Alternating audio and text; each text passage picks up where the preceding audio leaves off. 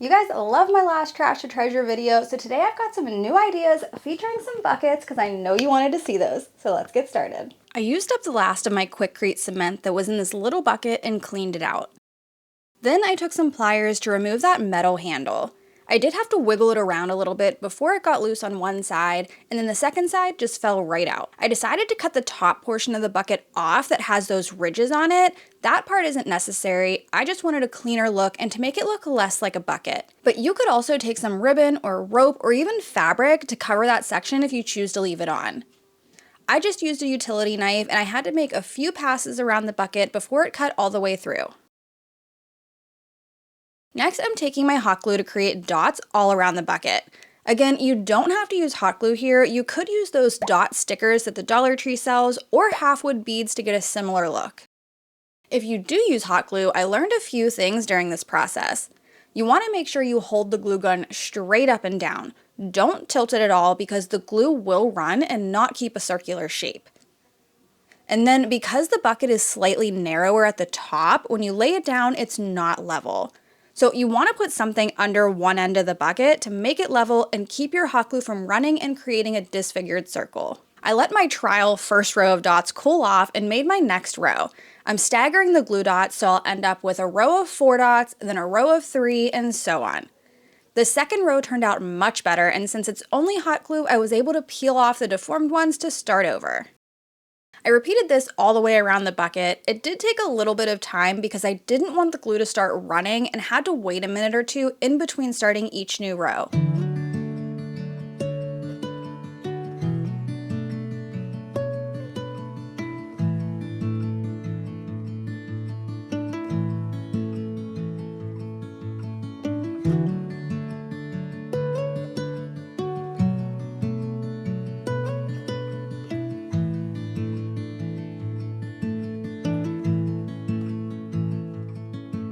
Once all the hot glue dots were dry, I took the bucket out to the garage to spray paint it. I want the main color to be this oil rubbed bronze, but since this was a bright yellow bucket, I didn't want to waste that color having to do several layers.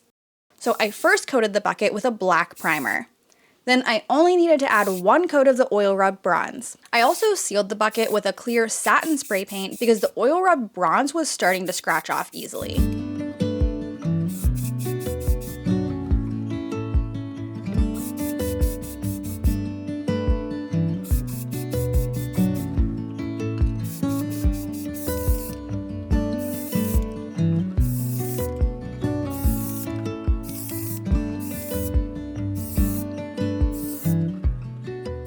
Next, I'm taking some of these wood rings from the Dollar Tree in 2 different sizes and hot gluing them onto the bottom of the bucket. I would have loved the rings to be all the same size, but I didn't have enough, and that's it for this bucket project.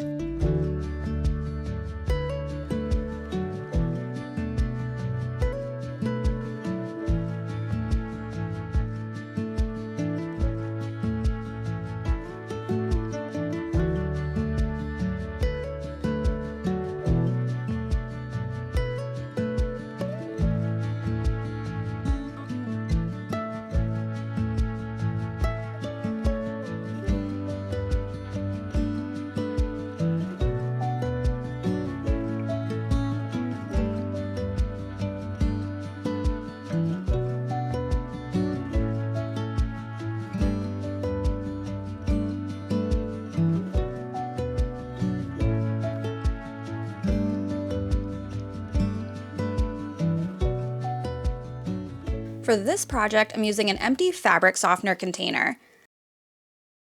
I started to remove the label and this thing was really stuck on there. It did not want to come off without a fight.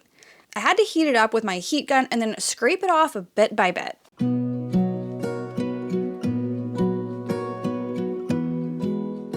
Next, I took my hot knife and cut off the spout of the container. This plastic is super thin. You could even cut through it with an X-Acto knife. I'm going to add paper mache to the outside, and since this is a slick surface, I thought I would give it a scuff sand. That's probably not necessary, but it also doesn't hurt. And now we can get out the paper mache. This is an instant paper mache and I love working with it. It's called Celluclay and all you have to do is add water. My camera battery died and I didn't notice that. I'm sure someone will have something to say about it in the comments, but anyways, you'll see I have part of the container covered already.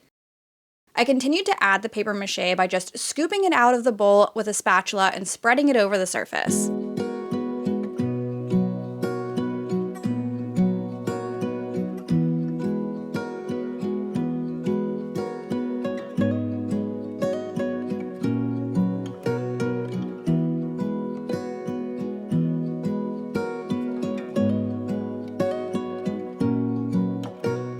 I did have to mix up another batch of the paper mache, so here you can see it's just the Celluclay powder, add some water, and mix it until you have a paste. I just add water a little bit at a time.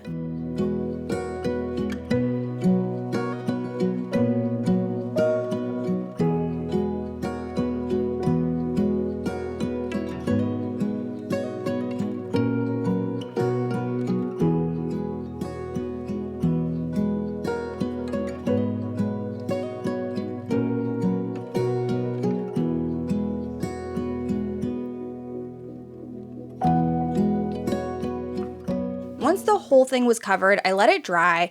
I only put a thin layer on to start, and I didn't love how you could still see all of those raised corners of the container still. I thought it looked too much like its original object. So I added another layer to build it up in some spots.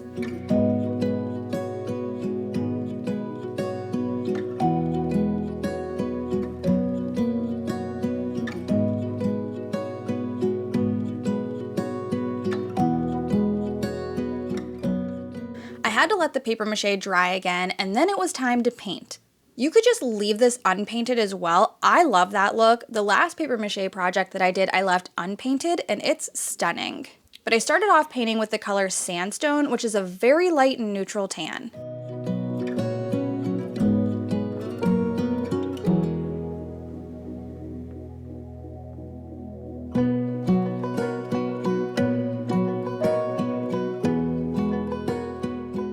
I wanted to make the vase look aged, but with layers. So next I got out my dark wax. I only added this in select spots where a vase would naturally age. Areas like the handle that would get picked up a lot with the oils from your hands and the bottoms where it gets set down. I added the dark wax and then I wiped it off with a baby wipe. Making something look aged is always a struggle for me. You have to trust the process, and I always think that it starts out looking terrible, but I kept going.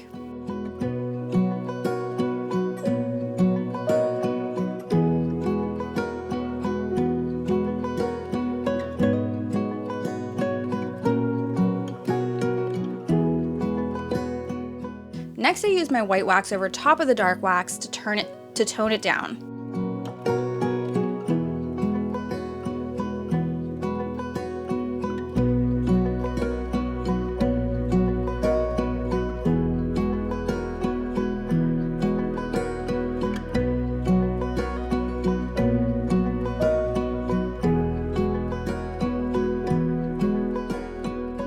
I was starting to think the vase was just looking dirty now, and not in a good way.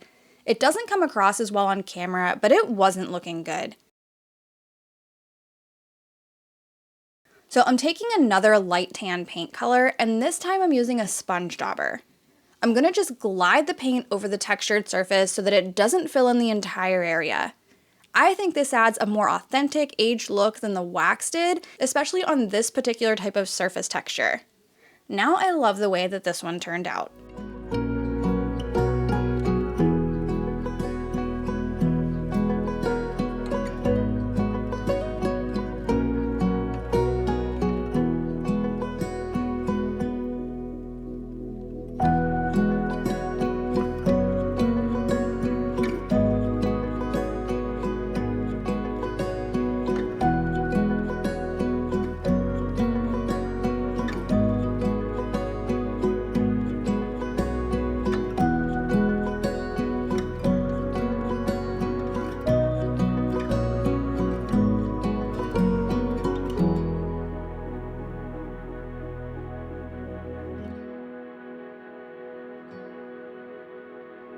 For this project, I'm using one of these cylinder concrete forms.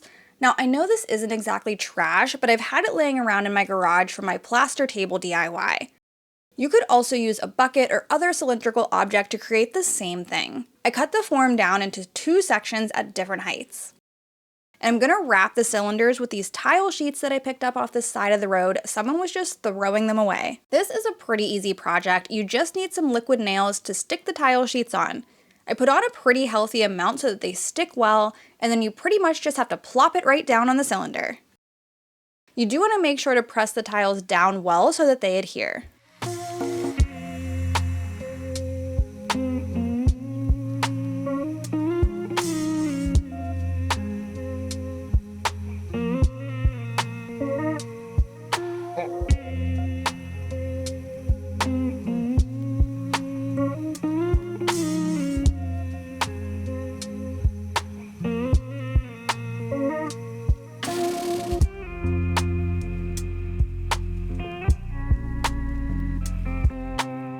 The large cylinder I had to cover with a little bit more than 2 sheets, and the paper backing makes it easy to just cut them down. I wasn't able to fully cover either one with the tiles.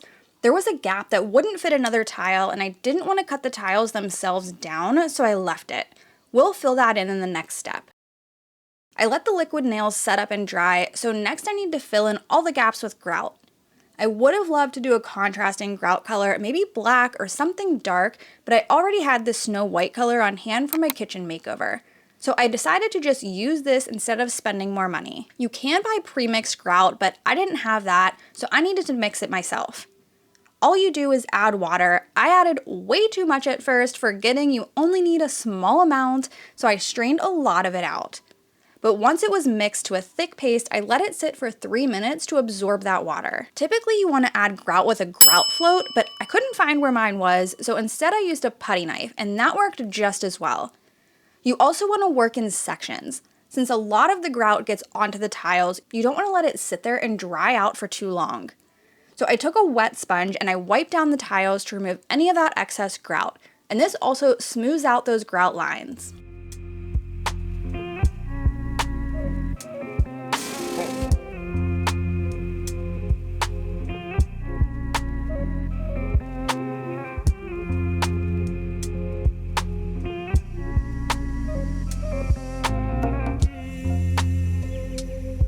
When I got to those large gaps, I just filled them in with the grout. I'll make sure that this part is the back and you hardly even notice it.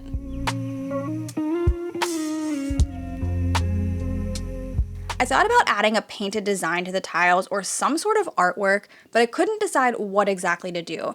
So I left them unpainted for now, but let me know in the comments if you have any ideas on what I should put on them. I think I'll incorporate that into a future video.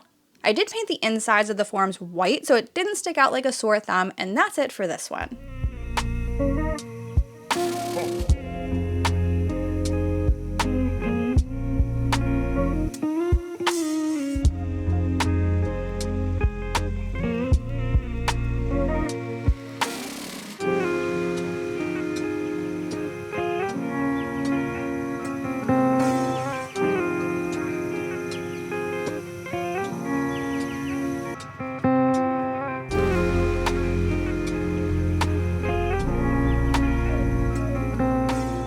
Next, I've got another bucket idea, this time using a large 5-gallon paint bucket from the paint I used on my deck. I'm going to take some pool noodles and cut them down to fit around the outside of the bucket.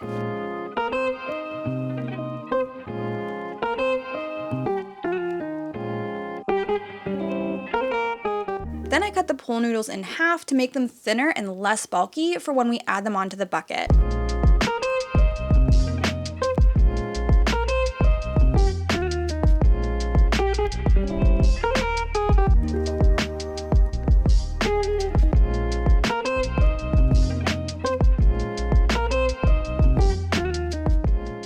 Now, because the top of the bucket has those ridges and the lip that sticks out further from the bottom, I needed to add something to the bottom to make them the same depth.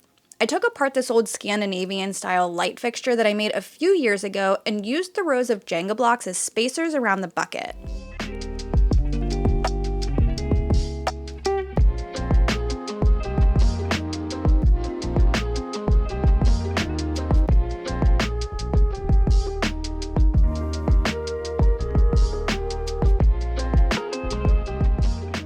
Next, I can add on the pole noodles, and I started at the top because I wanted to make sure the lid would still fit back on.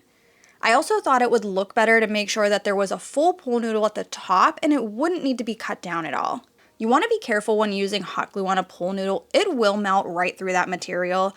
So I would add a dab of hot glue and then hold the pole noodle in place until the glue cooled down. That way it wouldn't start to pull away from the bucket.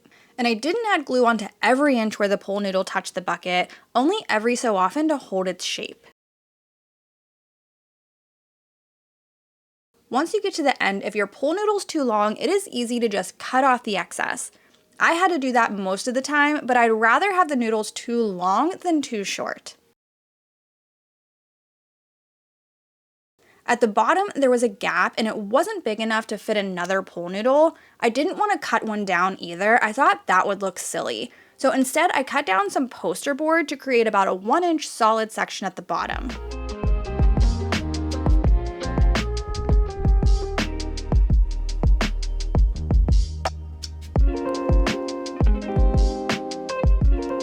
Next, I'm going to cover the pole noodles with fabric. So I got out my flexible tape measure to figure out the length of the fabric that I need. I did make sure to tuck the tape measure in between each pole noodle so I could account for the fabric that would be tucked in as well.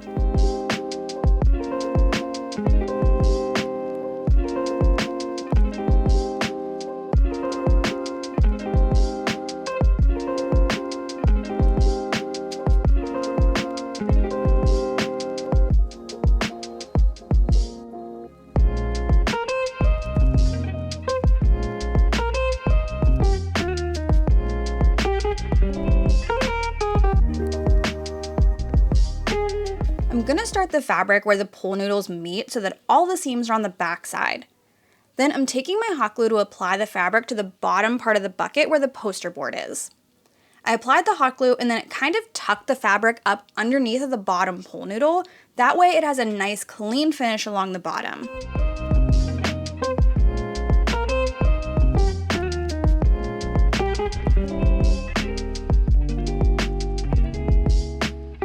Now, in order to see the fluted sides or the ridges that the pole noodles create, I'm taking embroidery floss and tying it really tight around the fabric. It's tucked in between the noodles and you cannot see it from the outside.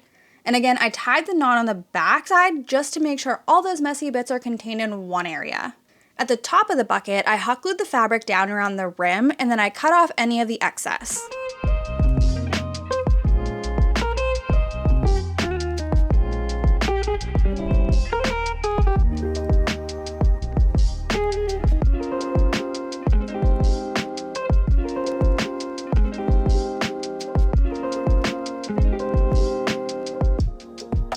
I was still figuring out what I wanted to do as the top, so next I decided to paint the poster board black.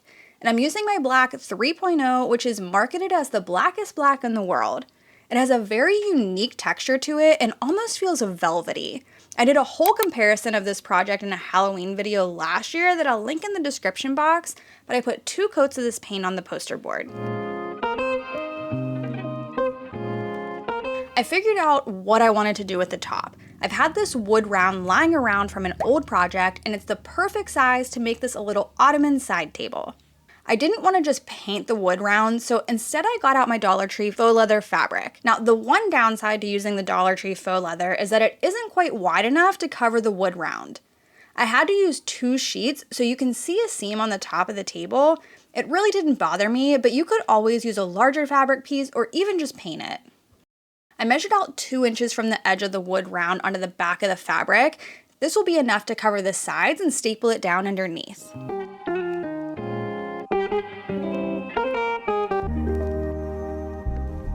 I wanted to make sure where the seams meet was nice and tight on the wood round since I can't just tug at the fabric from both sides. So I got out my Mod Podge and I glued the fabric down. I paid close attention to where the 2 fabric pieces meet to try and get it as seamless as possible, but you can definitely still see it.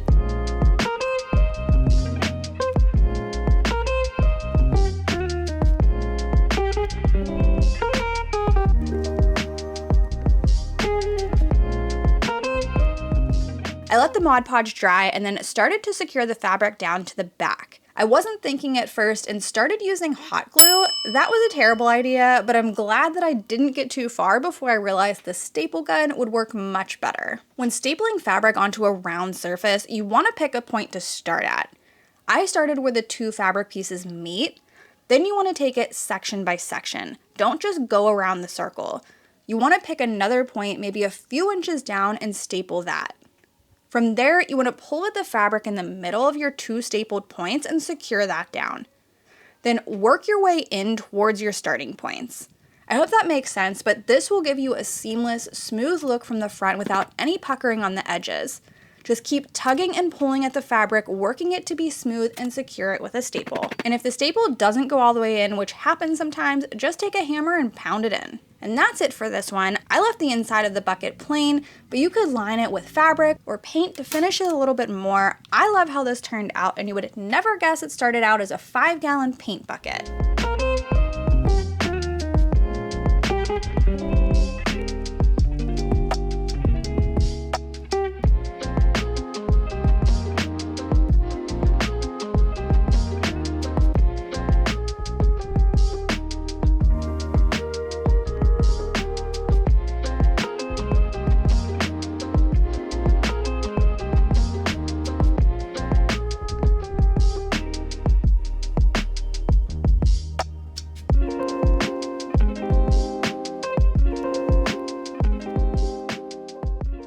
Brandy and I are at it again. If you aren't aware, Brandy from the DIY Struggle and I are pretty close friends, and we like to do collaboration videos pretty often. So once again, we are teaming up to give you guys even more trash to treasure inspiration. Once you're done with this video, head on over to her channel to see what incredible projects she came up with.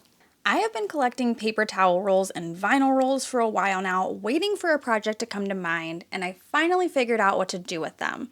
First, I need to get them all to be the same height because the vinyl rolls are at least an inch longer. So I used my miter box to cut them down.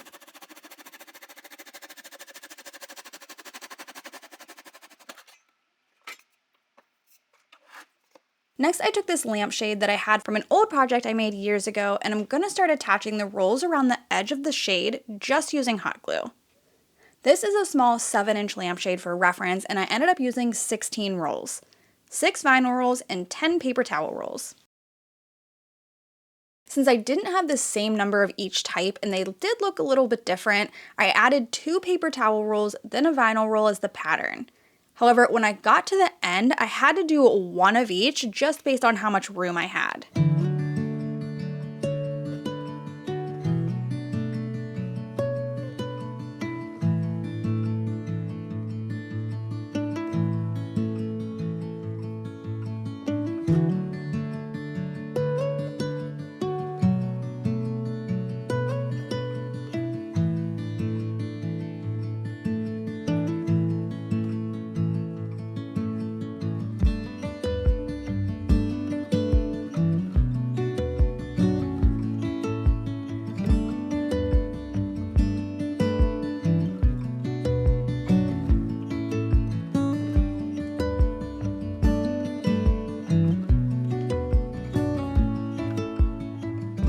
Next, I'm going to spray paint the entire thing out in the garage.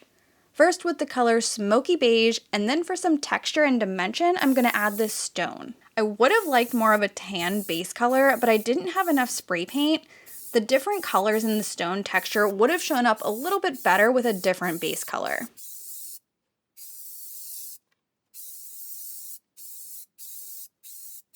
You want to let the base color dry before adding on that stone texture. I did 2 coats of both spray paints. And when adding the stone texture, I find it works out better to pulse the nozzle rather than hold it down for a continuous mist.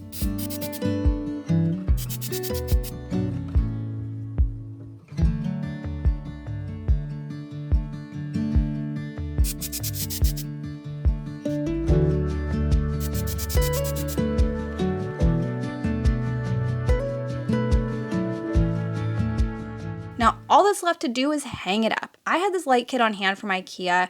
Now, I'm not sure if this is okay for outdoor use, but I only put this outside for the video and then took it back down.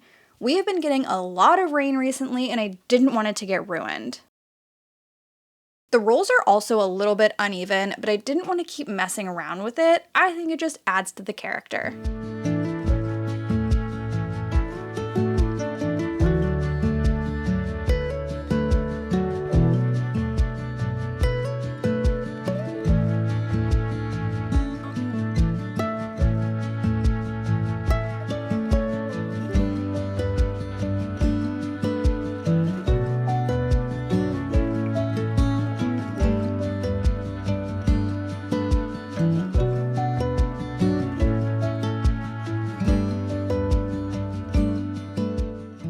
This project is so super easy. I'm taking some air dry clay. Das is one of my favorite air dry clay brands, but I also like to use Sculpey. I rolled out the clay, and to keep it all the same thickness, I'm using some wood dowels.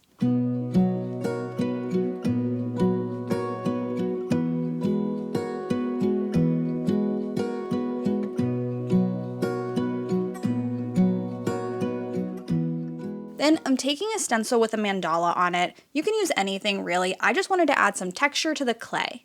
And I'm gonna cut it down into a circle that's the same size as this lid from a glass jar. So I made sure the stencil pattern was placed where the circle would be cut out.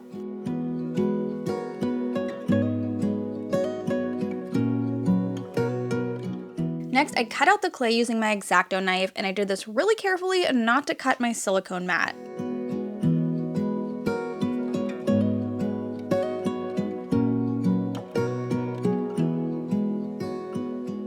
The knife did leave the edges pretty rough, so I dipped my finger in some water and smoothed them out.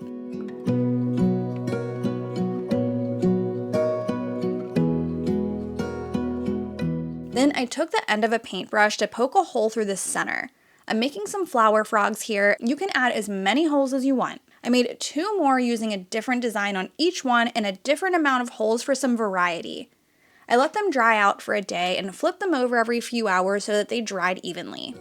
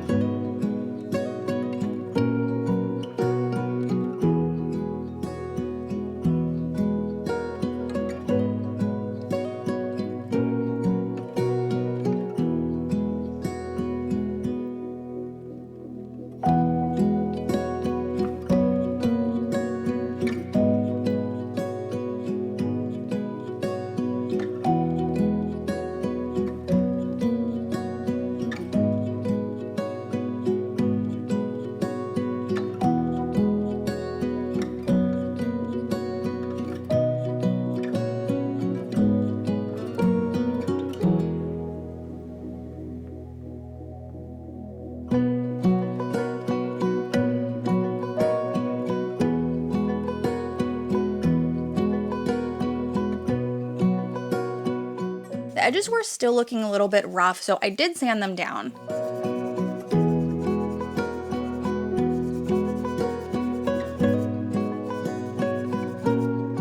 And next I painted them with a blue-green color. I watered the paint down though. I wanted it to be more of a wash and not solid. I even took a baby wipe and wiped off some of that paint to let that white clay shine through.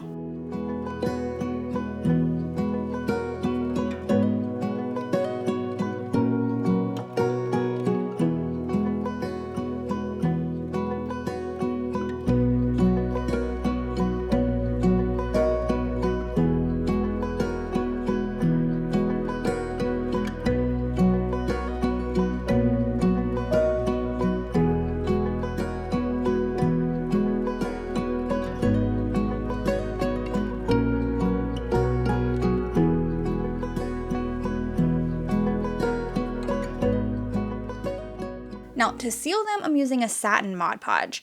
I want there to be a little shine and make them look more like ceramic. I would have used a gloss Mod Podge for a higher shine, but I didn't have any. It's a little hard to see on camera, but there is a little shine to it. But that's it for these guys. I just need to remove the labels on the glass jars and add in my florals.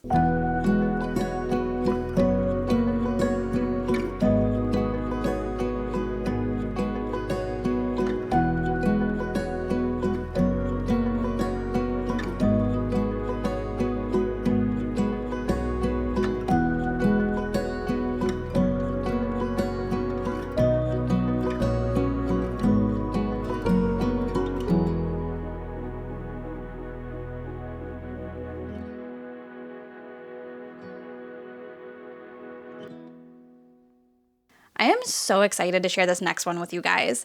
When I did my deck makeover, I bought a bunch of flowers and they always come in those little plastic containers. I was determined to come up with a project to reuse those rather than throw them away. I'm gonna turn these into pillar candle holders, so I first glued 2 of the containers together with the bottoms against each other. Now you'll see I only have 3 containers here, but I ended up using 5 in total, so the 2 that I just glued together will be the shorter of the 2. Then I painted the containers a light medium tan color called Sandy Blonde by DIY Paint.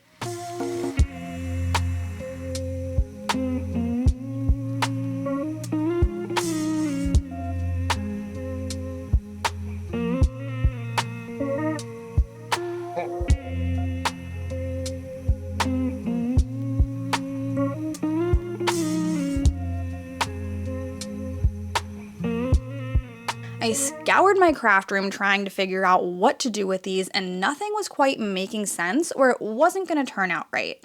Then finally I saw these Dollar Tree hats that I bought last year, and this was perfect. You can easily take these hats apart by snipping the thread where it ends on the brim, then simply pull the ribbon until the hat comes apart. Once you have the hat pulled apart into one long ribbon, there's also an invisible thread running through the whole thing. You also want to pull this out. I ended up using 1 hat for this project and I still had a little bit of the ribbon left over. Now I'm going to start wrapping the ribbon around the containers. I didn't want it to have a spiral look, although that probably would have made it look cleaner around all 4 sides. But instead I wanted it to have rows of the ribbon. So I glued it down and I would cut the end of each row before starting the next one. Each row that I added, I slightly overlapped the one below it. That helped the ribbon form to the tapered shape of the containers. And that's why I struggled so much figuring out what to cover these with, because the shape tapers in and then back out. So you can't just wrap it with something solid.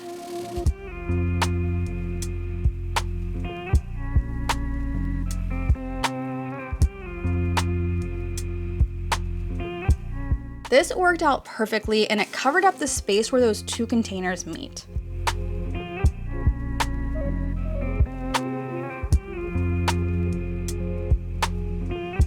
On the second pillar, I added 1 more container on top, and this time the 2 openings facing each other.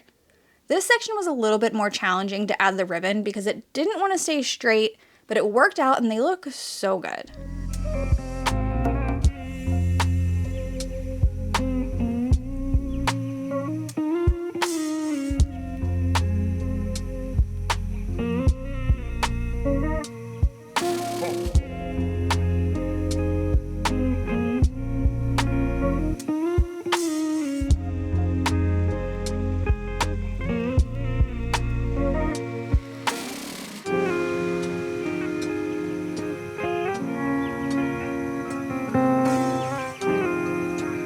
For the top and the bottom of the candle holders, I'm using these wood squares from Hobby Lobby, and I have 2 different sizes.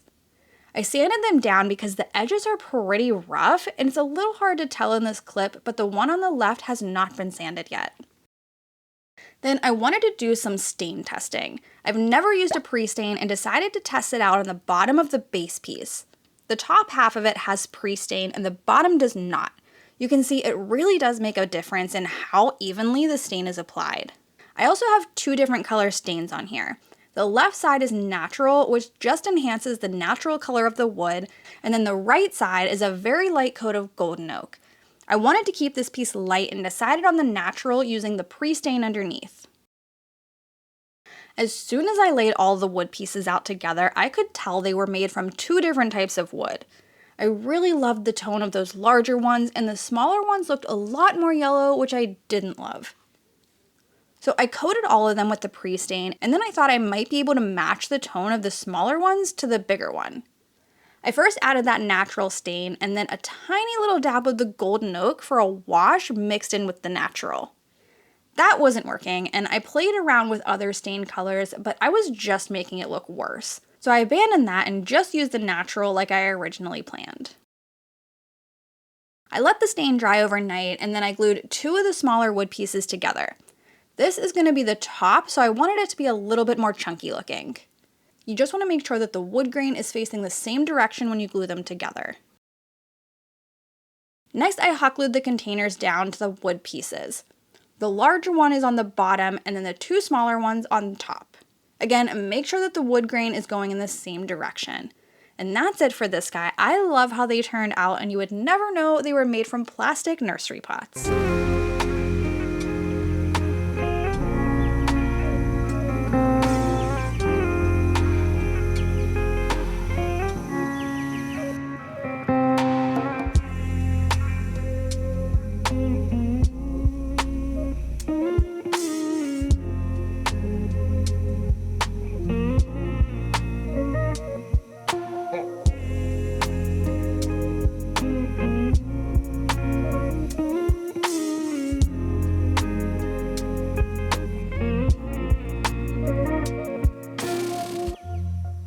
This next project doesn't exactly have trash in the traditional sense, but I had a broken chair that my mom gave me to use the spindles on, and that's what I'm considering the trash here, because otherwise the chair would have been thrown away. I want to use the more decorative spindles from this chair, and I'm cutting off the broken part with a flush cut saw.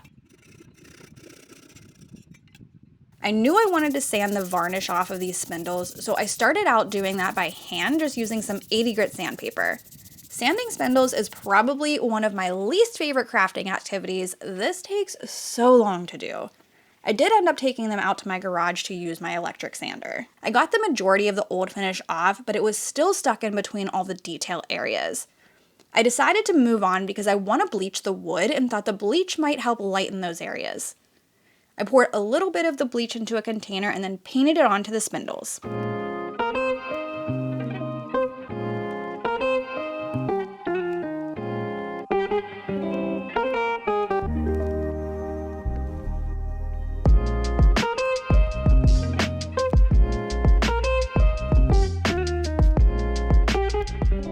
This really didn't do anything to the areas that had the original stain on them, so I ordered some sanding drum attachments for my Dremel, and I used those to get the remaining stain off.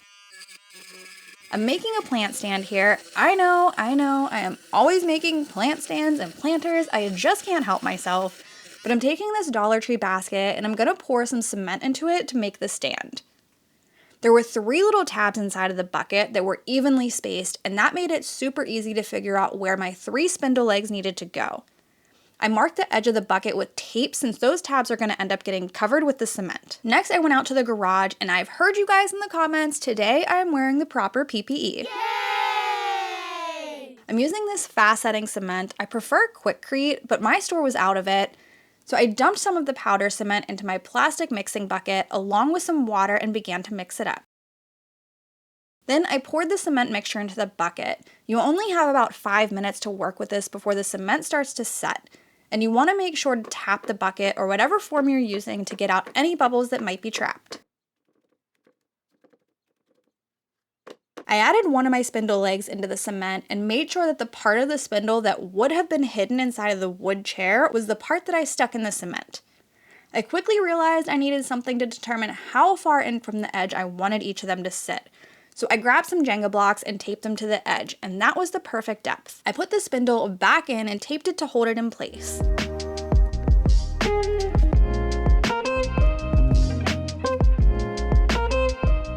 Then, as I added in the next spindle, I used my level to make sure they were going to sit right on the ground.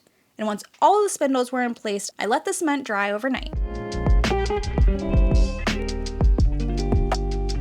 The next day, I removed the tape from the spindles and the cement from the bucket. It was surprisingly easy to remove. I just hit the sides a few times to try and loosen it. I have no clue if that actually did anything, but let's just say that it did. I completely forgot that cement takes on the finish of its form. I knew that resin did that, but because the bucket had a glossy surface, the cement came out with a glossy surface as well. I was a little bit confused on why it had a marble-like look and thought that the whole thing would have turned out lighter, but I took it inside and the next day when I looked at it again, to my surprise, the whole thing got lighter. And I love this marble-like look on the top. I also chose the bucket I did because of the lines around the bottom. I knew the cement would pick that up well, and I just absolutely love how it turned out. There are a few holes from the bubbles, but overall it looks awesome.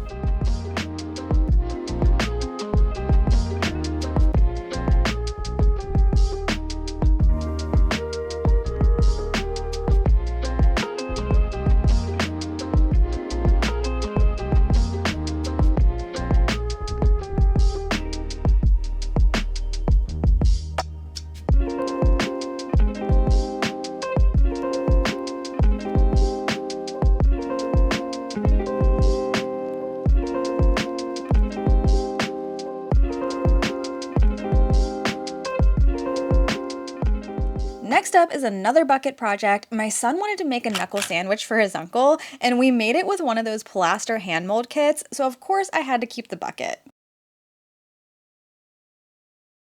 I cut the top off of this one, and I'm sure you can guess what we're making here. Yep, another planter. This one is going to be different though, don't worry. I wanted it to be raised off of the ground or off of the table or wherever it's going to live, and I had these scrap MDF 1x2 pieces, so I cut them down to be 6 inches and I made 3 of them. I'm going to set those aside for now and peel off the label from this bucket. Thank goodness this one actually came off super easy. I'm going to give this a grass cloth look. I've done this before on my channel and I've been wanting to do it again. This is an easy technique and very forgiving. The key ingredient is having that Liquitex or some sort of glazing medium. This prevents your paint from drying too quickly, so you have some time to work with it. I'm using a nylon brush here, but I'm going to also show you some other objects that you can use as well. Also, I'm going to apologize now, I'm partly out of frame during this process. That's also why I wanted to show you other objects so I could refilm that part. I don't have an exact ratio on how much glazing medium to paint you should use. I did approximately a 1-to-1 ratio, but I also mixed up way too much here. I only needed a really small amount. This stuff goes far. Before you start, you want to make sure that your bucket or vase or whatever you're using has the base color that you want to show through. In this case, I wanted the base to be white, so I left the bucket as is and just started to paint with my colored glaze. And the paint doesn't need to look pretty here, just slap it on. The last time I did this, I learned that if you go in sections, you end up seeing those seam lines where you stop and start. So this time I decided to paint the whole thing at once. It's also a much smaller planter this time than what I had done before.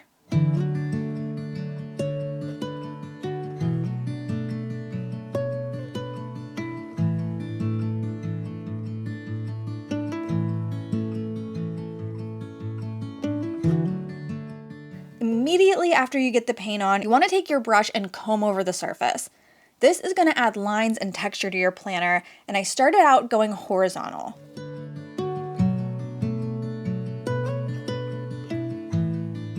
Then I do the same thing going vertical. This starts to create that grass cloth look. And you can keep going over it until you like how it looks or the paint starts to dry. But since we added that glazing medium, you have some time to play around. After I did the vertical lines, I went horizontal again, and I liked how those lines were a little bit more prominent.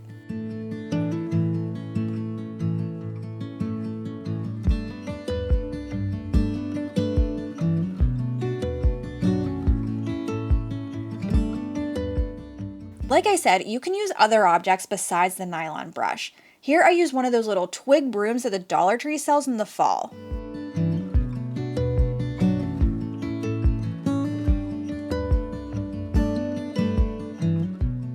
I also used this little dust brush I found at my local hardware store. This one gave a much more subtle look, but still pretty. I think it just depends on what you have to use on hand and how much texture you want. Back to the project at hand, I let the paint completely dry, and then I'm taking this fabric roll from the Dollar Tree and I'm going to use it to line the inside. I glued it so that the edge of the fabric was a tiny bit on the outside and let the fabric drape down on the inside.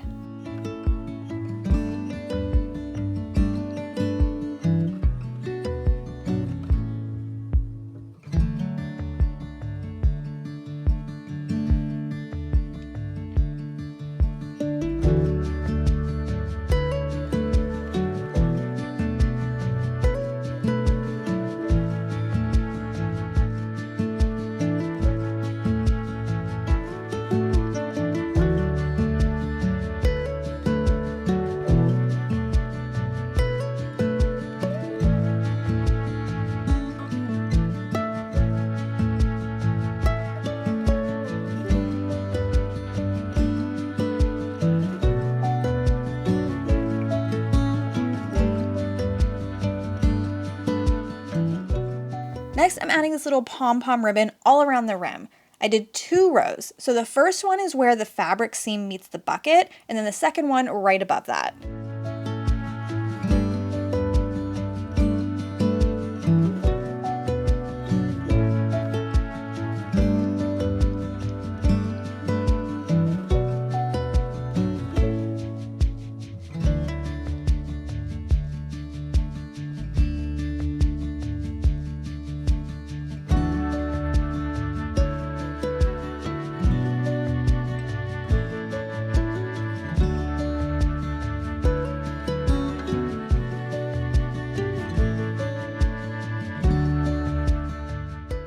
bucket portion is done, we can add on those legs.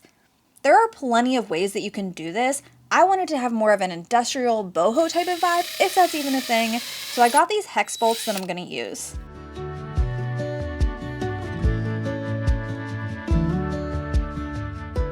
I drilled 2 holes in each leg for the bolts, and then it was a little bit difficult to get the hole started on the bucket because it's a slick surface. So I used a screw to start it, and then my drill bit to make it wider.